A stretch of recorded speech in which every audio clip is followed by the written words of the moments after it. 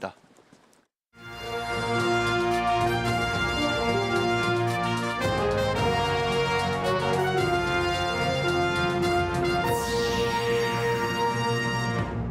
공공기관 2차 이전이 또 연기됐습니다. 내년 총선 이후에나 다시 다뤄질 것으로 보여 비수도권의 반발이 높아지고 있습니다.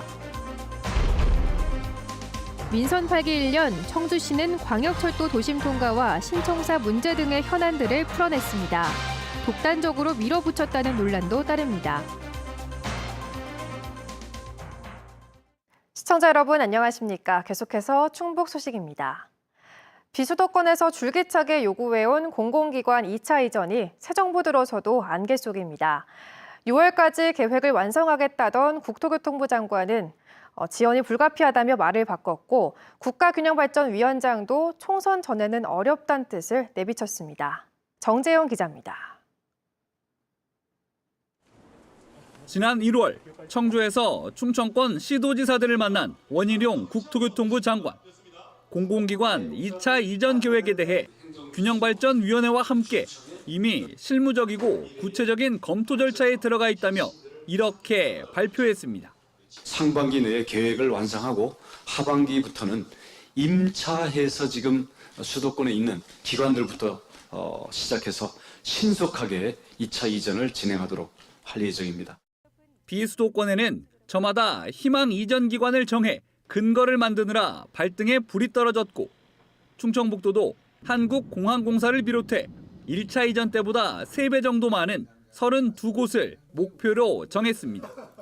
그런데 자신 있게 기한을 못 박았던 원 장관은 날짜가 임박하자 말을 바꿨습니다. 국회에 나와 시간이 필요하다. 납기가 조금 늦어지는 건 불가피할 것 같다고 답변한 겁니다. 지자체 간 갈등이 첨예하고 관련 법안들이 상충하는 데다 노조도 1차 이전에 대한 평가와 이전 근거를 요구하고 있다며 크게 3가지 이유를 들었습니다. 갈등 관리 방안 그리고 이것을 어떻게 추진해야 될지에 대해서 좀 더 정밀한 계획들이 필요하고 1차적인 의견을 좀 그래도 범위를 좁혀놓는 작업이 필요하기 때문에 당장 발표하는 건 아무래도 좀 무리라고 보고요. 지방시대위 출범을 앞두고 충북에 온 국가균형발전위원장도 총선 정치 일정 때문에 합리적인 의사결정이 대단히 어려울 것 같다며 총선 전 발표는 어렵다는 뜻을 내비쳤습니다. 다만 산업은행 부산 이전 등을 거론하며 일정 변화가 있을 뿐 대통령 공약은 예정대로 추진한다고 강조했는데 그 예정이 언제인지에 대해선 즉답을 피했습니다. 총선 또 물론 정치 일정 때문에 지역 간의 갈등을 더 증폭시키는 그런 원인도 될 수가 있죠. 그러나 이 정부가 내년 되면 이거 이 공공기관 이전 정책은 물 건너가 아니냐, 절대 그렇지 않다는 말씀을 다시 한번 드리겠습니다. 발표만 기다리던 비수도권 시민사회단체는 대통령 취임 후 희망 고문만 하더니 이제와 과열 경쟁 핑계를 대고 있다고 정부 여당을 강하게 비판했습니다. 총선 전 수도권 표심을 의식한 정치적 계산이 깔린 것이라며 적극 나서지 않는 야당도 질타했습니다.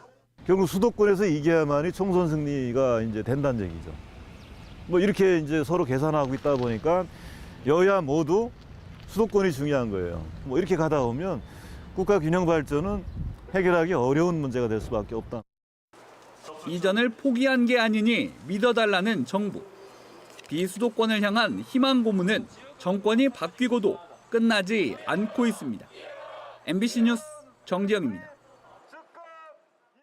제천시와 경북 안동시 등 인구 감소 위기시고 단체장들이 국가균형발전위원회를 찾아 2차 공공기관 지방 이전에 비혁신 인구 감소 지역을 포함해달라고 건의했습니다.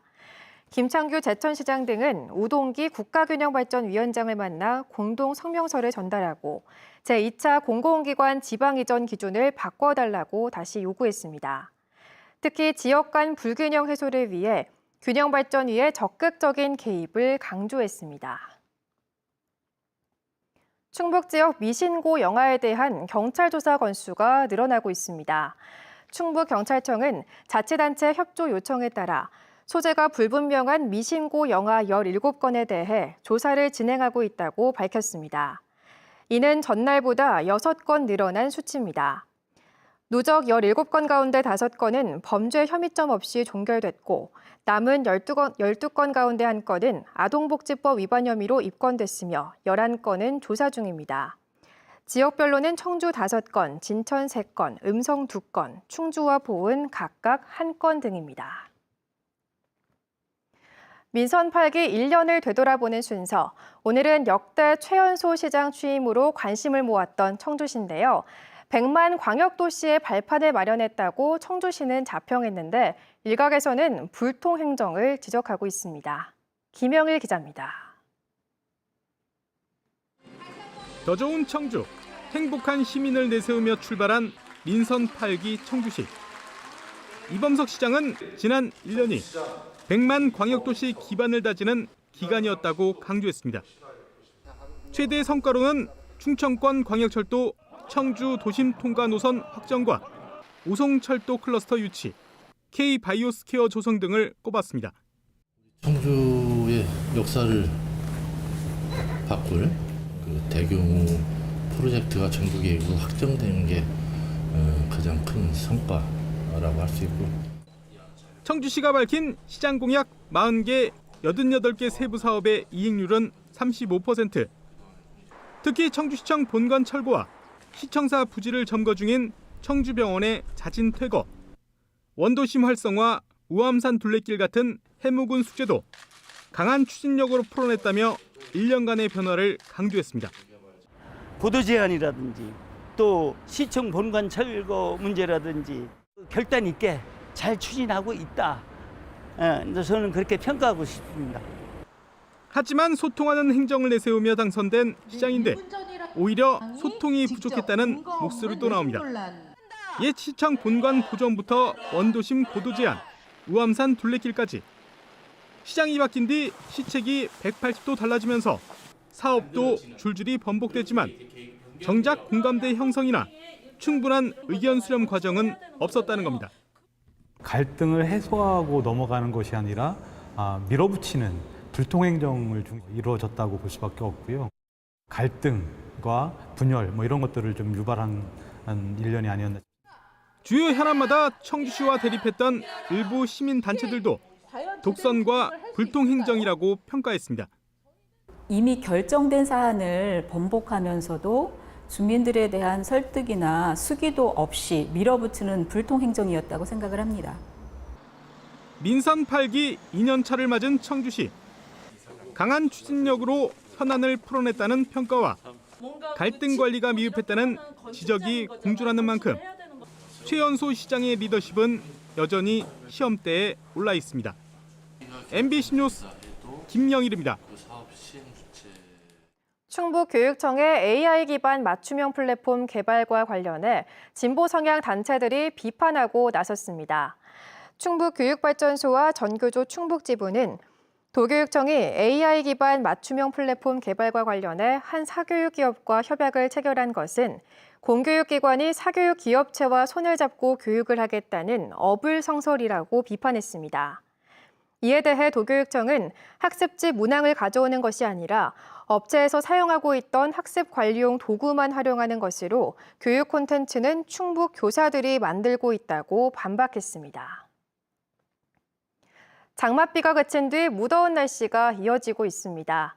오늘 낮 최고 기온은 도내 대부분 지역에서 30도 안팎을 기록했고 내일도 최고 기온이 30도를 넘겠습니다. 특히 습도가 높아 체감온도는 32도 이상을 보여 매우 덥겠습니다. 모레는 장마전선의 영향으로 비가 다시 시작돼 최대 20mm가 내리겠습니다. 마약을 투약하고 성매매까지 한 혐의로 구속 기소된 전직 기간제 교사에게 검찰이 징역 3년을 구형했습니다. 청주지방검찰청은 지난 2월부터 3개월 동안 SNS를 통해 마약을 구입해 투약하고 2차례에 걸쳐 성매매한 혐의로 세종의 한 고등학교 전 기간제 교사에게 징역 3년을 구형해달라고 재판부에 요청했습니다. 해당 교사는 학생들에게 미안하다고 반성한 것으로 전해졌습니다.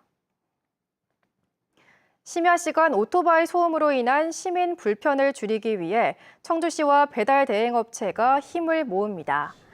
배달 대행업체인 바로고, 오빠콜은 오늘 청주시와 업무 협약을 맺고 소음이 심한 오토바이 운전자를 고용하지 않고 심야 오토바이 소음 발생도 줄이기로 했습니다. 청주시는 검사 수수료 지원과 전기 이륜차 우선 배정, 업체 홍보 등을 지원하기로 했습니다. 한편 청주시는 다음 달부터 밤 10시부터 다음 날 새벽 5시까지는 주거지역 반경 50m 안에서 소음 기준을 95데시벨로 강화하는 고시를 시행할 계획입니다. 국내 대표 유기농 산지 괴산곤에서 처음 열리는 전국 단위 가요제, 제1회 유기농 괴산 가요제가 참가자를 모집합니다. 유기농 괴산 가요제는 다음 달 5일 예심을 거쳐 고추 축제 기간인 9월 2일 괴산 종합운동장 특설 무대에서 본선 무대를 펼칩니다. 승부 소식 마칩니다. 고맙습니다.